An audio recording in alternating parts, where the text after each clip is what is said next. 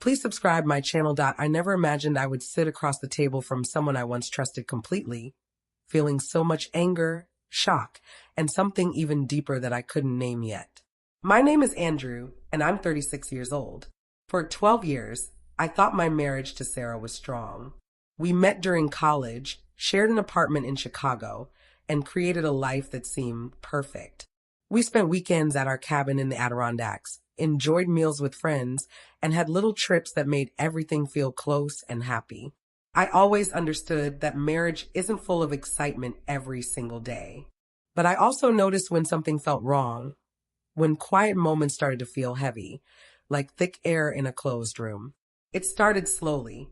Sarah began coming home later than normal, saying it was because of extra work hours. But something about her seemed different. She pulled away from my hugs and got annoyed easily when I tried to get close. At first, these changes were small and easy to ignore. I told myself it was just stress from her job and all those deadlines. One evening, I looked at her phone, a bad choice I will always regret. That's when I saw the first signs of her secret. Messages from a guy named Kevin. I felt frozen at first. I tried to convince myself it was nothing serious. But the number of texts and the way they were written made it clear. Sarah was having an affair, and it had been going on for months. I decided to talk to her about it one Friday evening. She was sitting on the couch, looking at her phone with earbuds in, while the TV gave off a soft light. I stayed calm and didn't yell. I just said, "Sarah, we have to talk." She looked up, her eyes getting narrow, and took out one earbud. "About what?" she asked, sounding relaxed but tense. My heart felt tight. It hurt to see how casual she acted, with no sign of feeling bad. I took a deep breath and said it straight. "I know about Kevin." I said the words clearly and steadily. I watched her face change a little. Her confident look slipped for a second. Her eyes moved away, then back to me, trying to hide her panic. "Andrew, you're making this up," she said, her voice shaking a bit before she hit it. But I could tell she was lying from the way she blinked fast and breathed shallowly. She was caught, and she knew it. For a moment, she sat quiet and still, like she was waiting for me to get mad, yell, or throw blame at her. But I didn't do any of that. I sat back in my chair, staying calm and in control. I let the quiet fill the room, making it feel heavy and hard to breathe. Then I said something that stopped her completely. My voice was low and cool. "I'd kiss you, Sarah, but I don't want to taste your boyfriend on you." She stopped moving. Her hand, which had been playing with the couch cushion, froze.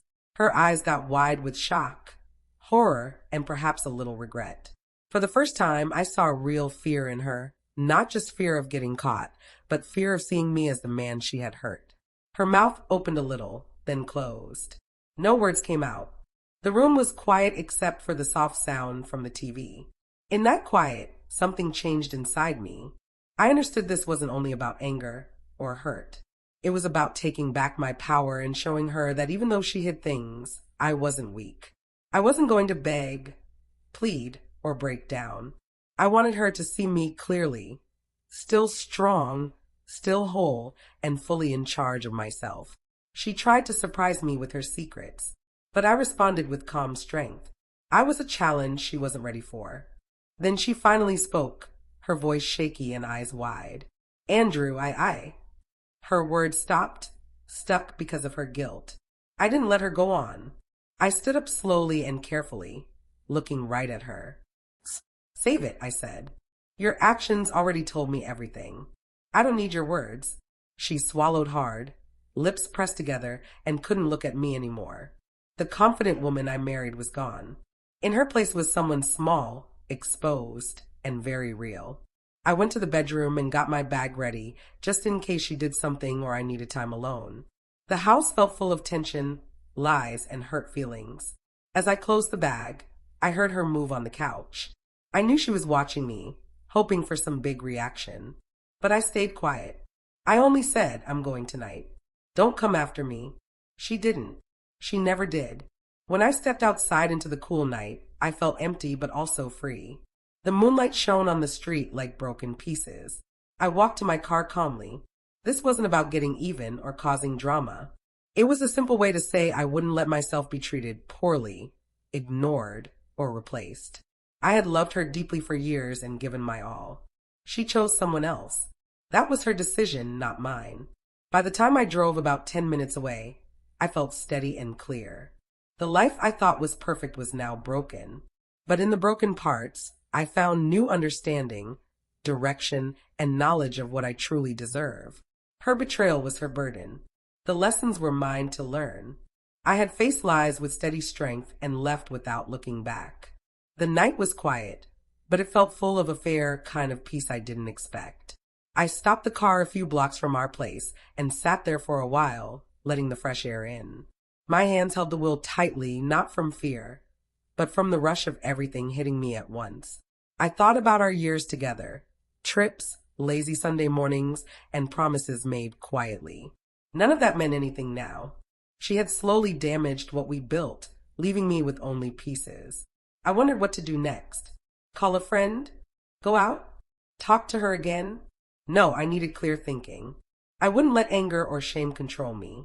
She had tried to make me feel guilty or give excuses with her old charming smile. I wouldn't fall for it. I would choose my steps carefully. A knock on the window surprised me. I looked up and saw Sarah there, hair messy, eyes scared, lips shaking. She hadn't followed far, but she found me anyway. My stomach felt tight. A strong feeling came over me. Maybe anger, maybe sadness, maybe seeing that the woman I loved was truly changed. Andrew, please, she started, her voice breaking. I rolled the window down a little, hand still on the wheel, keeping my calm. Please what? I asked evenly. Explain? Beg. Lie more. Tears filled her eyes. For the first time that night, I saw the vulnerable side she had hidden behind confidence and secrets. I didn't mean for this to happen, she whispered. I let out a quiet, empty laugh. You didn't mean it, but it happened anyway. That's the point, Sarah. What you wanted doesn't erase what you did. You picked him. You picked lying and hiding, turning our home into a pretend place for someone else. She winced, like my words hurt physically. The space between us felt full of tension. I realized my control wasn't about being better than her. It was about protecting my respect for myself. I had come through her betrayal still okay. Andrew. She tried again, searching for words. I stopped her. No. Keep your excuses, your sorry words, your guilt. I've decided. I'm not the guy who tries to fix love that's been gone for months. You've been living two lives, and tonight I saw the truth. I won't stay. Quiet lasted a long time. Then she moved closer, reaching toward the window. I pulled back a little, not harshly, just setting a clear line. Her hand stayed there, unsure, like trying to fix something broken forever. You're so cold, she whispered. I thought you'd yell, cry, beg. I thought you'd care more about this. I finished for her, voice steady and distant. I did care for 12 years. I gave everything, and you threw it away. This is me accepting the truth and moving on. Nothing left to say, Sarah. She lowered her hand and stepped away, tears falling freely. I felt a small sadness, not for me, but for the life we lost forever. Love doesn't always end with big fights.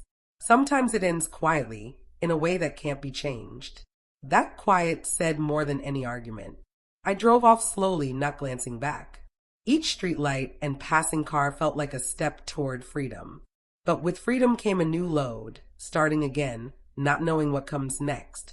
It was a good load, though mine alone. When I got to my friend Tyler's place, I could talk normally. Tyler was in the kitchen with a beer, looking curious. Well, he asked.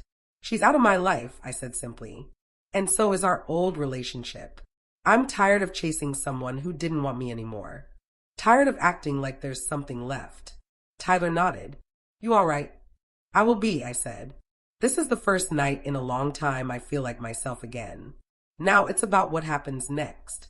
In the days after, I blocked Sarah's number, updated passwords, and took back my own space. It wasn't revenge.